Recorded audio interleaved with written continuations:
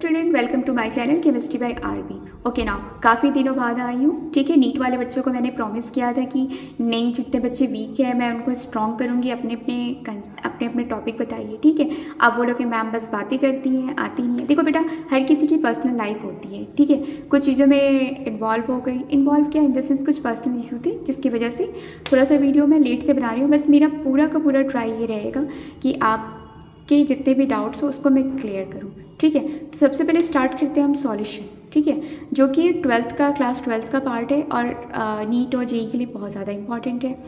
ठीक है, तो सॉल्यूशन में आज जो बेसिक टर्म है, जिससे क्वेश्चन बहुत ज़्यादा पुटअप होता है, जहाँ हर हमेशा बच्चे कंफ्यूज हो जाते हैं, उसी टॉपिक को मैं आज स्टार्ट कर रही हूँ।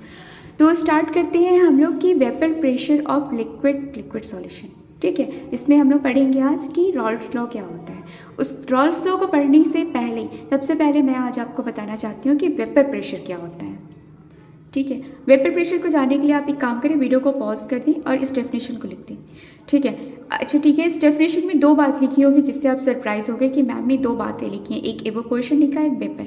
तो एक चीज़ मैं बता दूँ, एवोपोरेशन और वेपर प्रेशर, वेपराइजेशन जिसको हम बोलते हैं, ये दोनों डिफरेंट थिंग होती है। अब कैसे होती है, क्या होती है, आप इसको लिख लें, उसके बाद मैं समझाती हूँ। चलिए, लिख लिया। चलिए, सपोज दैट एक मैं कंटेनर लेती हूँ। ठीक है, सब बात हो रही है किसकी, सॉल्यूशन की। तो पता है ना सॉल्यूशन का मतलब क्या होता है, मिक्सअप होता है। मिक्सअप में क्या हो सकते हैं, दो हो सकते हैं, एक सॉल्यूट हो सकते हैं, एक सॉल्वेंट हो सकते हैं। ठीक है, चलो ठीक है, सॉलिड और सॉल्वेंट की बातें हम बाद में करेंगे। सबसे पहले मैं एक सिंपल सा लेती हूँ, वाटर H2O बोलो चाहे वाटर बोलो, both are the similar meaning. ठीक है, हमको ये बताया गया है कि वाटर जो है वो क्या है, इसका नेचर क्या है, वॉलेटाइल। इसका नेचर क्या है, वॉलेटाइल। अब मैम ने तो बोल दिया, बोल के काम ख़त्म कर दिया कि भाई वाटर क्या होता है, वॉलेटाइल होता है। लेकिन मैम ने तो बताया ही नहीं कि वॉलेटाइल क्यों होता है। तो देखो बेटा, एक चीज़ को समझना कि वाटर कैसे वॉलेटाइल होता है। सपोज दैट आपके घर में सब लोग पूजा करते होंगे। ठीक है, तो आपकी मम्मी पूजा करती होंगी, सपोज दैट लोटे में जल रखती हैं या ग्लास में रखती हैं। कुछ टाइम बाद, एक दो दिन के लिए ऐसे छोड़ दो, कुछ टाइम बाद आप देखो तो उसमें से वाटर पूरा का पूरा गायब हो गया रहेगा। अब कुछ लोग बोलते हैं जादू, तो भाई ये जादू नहीं होता है, क्योंकि हम लोग साइंस के स्टूडेंट हैं और स्पेशली केमिस्ट्री के स्टूडेंट हैं। ऐसा इसलिए होता है क्योंकि वाटर क्या होता है, वॉलेटाइल होता है। अपने वॉलेटाइलिक नेचर की वजह से वेपर में चेंज हो जाता है। ठीक है, अब इस चीज़ को तो समझ नहीं, इस चीज़ को मैम ने प्रूफ भी कर दिया। अब हम आगे बढ़ते हैं, हमारा क्वेश्चन ये है, आज हम पढ़ेंगे कि वेपर प्रेशर क्या होता है, वेपराइजेशन क्या होता है। ठीक है, उसके बाद एवोपोरेशन क्या होता है और उसके बाद कंडेंसेशन क्या होता है। ये 1 2 3 फोर्थ जो टॉपिक है उसको हम क्लियर करेंगे। उसके बाद मैं स्टार्ट करूँगी रॉल्स लॉ। तो देखना ज़रा, सपोज दैट एक कंटेनर है, क्लोज कंटेनर में ले रही हूँ और इसमें मैंने क्या कर दिया कि इसको मैंने पूरा नहीं, हाफ वाटर से मैंने फिल कर दिया।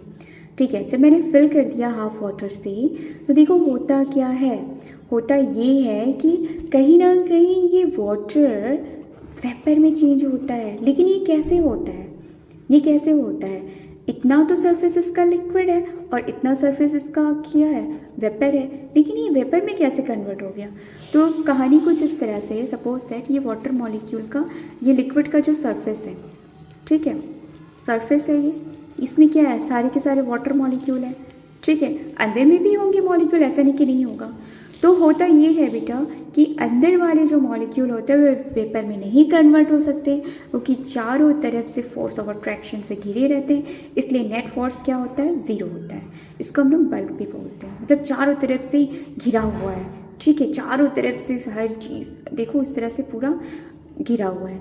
ठीक है, तो इसके अंदर इतनी कैपेसिटी नहीं है कि ये अपने आप को वेपर में चेंज कर सके, या यूँ कहें कि अपने आप को उड़न छू करे, ये पॉसिबल ही नहीं है। लेकिन ये यहाँ क्या होता है, जितने सरफेस के जितने भी वाटर मॉलिक्यूल होते हैं, तो इनके अंदर एक चीज़ होती है, एक तो इनके अंदर काइनेटिक एनर्जी भी होती है।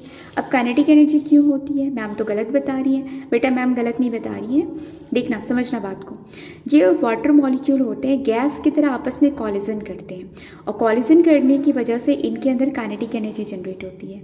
और एक पर्टिकुलर टाइम पे इतना काइनेटिक एनर्जी हो जाता है कि अपने आप को ये ब्रेक करके और एक वाटर मॉलिक्यूल वेपर में चेंज हो जाता है। ठीक है। तो ये सरफेस भी जो होता है कि जितने भी वाटर मॉलिक्यूल होते हैं वो वेपर में चेंज होते हैं, और इस फेनोमेना को हम लोग कहते हैं इवोपोरेशन। ठीक है, इवोपोरेशन कहते हैं। और हमेशा याद रखना इवोपोरेशन क्या होता है, सरफेस फेनोमेना होता है। ठीक है, ये बात तो क्लियर होगी, इवोपोरेशन सरफेस फेनोमेना होता है।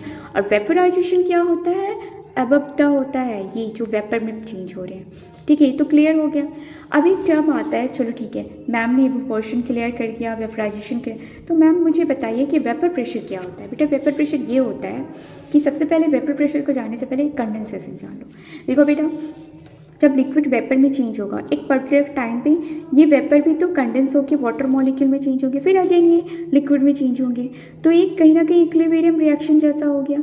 ठीक है, कह सकते हैं हम। तो देखो कंडेंसेशन समझ में आ गया। तो बेटा एक पर्टिकुलर टाइम पे जब ऐसा आता है कि सपोज दैट 5 ml जो लिक्विड है वो 5 ml वेपर में चेंज हो रहा है, तो फिर कंडेंस होके फिर से अगेन उतना चेंज हो जा रहा है, मतलब इक्विलिब्रियम हो जाता है।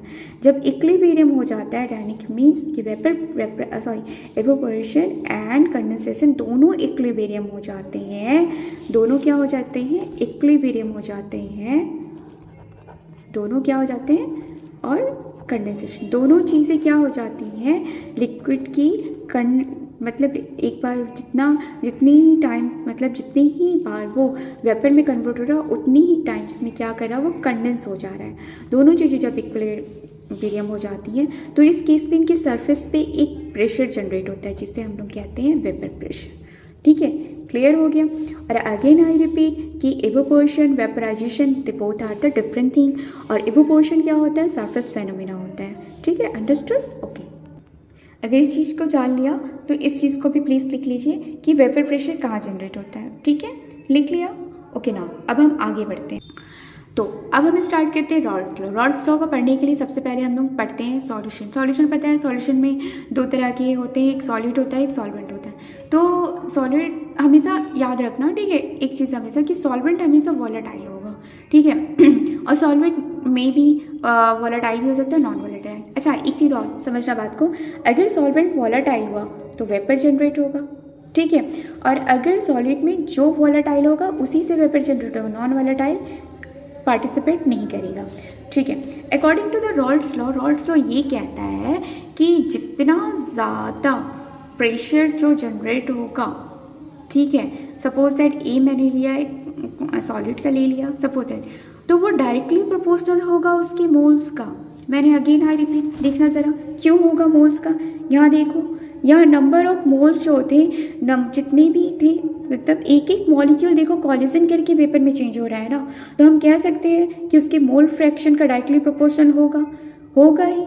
ठीक है, तो देखना, तो इस जो डायरेक्टली प्रोपोर्शनल है उसको हटा के हम इसको पार्शियल प्रेशर कर सकते हैं। पार्शियल प्रेशर का मतलब ये होता है कि ये पार्शियल प्रेशर क्या होता है कि वेपर प्रेशर जो होता है कंपोनेंट का, सपोज दैट, एक सेकेंड, ये ए का प्योर स्टेट होता है, जैसे ए जो हम लिए हैं सॉलिड, इसका प्योर स्टेट का पार्शियल प्रेशर होगा। ठीक है, उसी तरह हम बी का भी निकाल सकते हैं। और देखो डाल्टन लॉ ये कहता है कि क्या होता है, टोटल होता है। टोटल मतलब ए और बी का जो प्रेशर होता है वो टोटल प्रेशर होता है। तो ए और बी को हम इस तरह लिख सकते हैं, और ए के टर्म में हम इसको भी लिख सकते हैं, क्योंकि हमको बताया गया है कि क्या होता है, ये मोल फ्रैक्शन के क्या होता है, इस तरह से डिपेंडेंट होता है। ठीक है, अच्छा ठीक है, और एक चीज़ याद रखना कि जब दो भी हम लेते हैं, दो सॉलिड का इस तरह से जो मोल फ्रैक्शन होता है हमेशा 1 होता है। ठीक है, हमेशा याद रखना कि 1 होता है। क्वेश्चन ये पुटअप होगा कि 1 क्यों होता है मैम, तो बेटा याद रखना दो फ्रैक्शन का हमेशा 1 ही तो आता है वैल्यू। ठीक है, अब उससे हम निकाल सकते हैं, इस वैल्यू से हम निकाल सकते हैं, इसको मैं इस टर्म में चेंज कर सकती हूँ।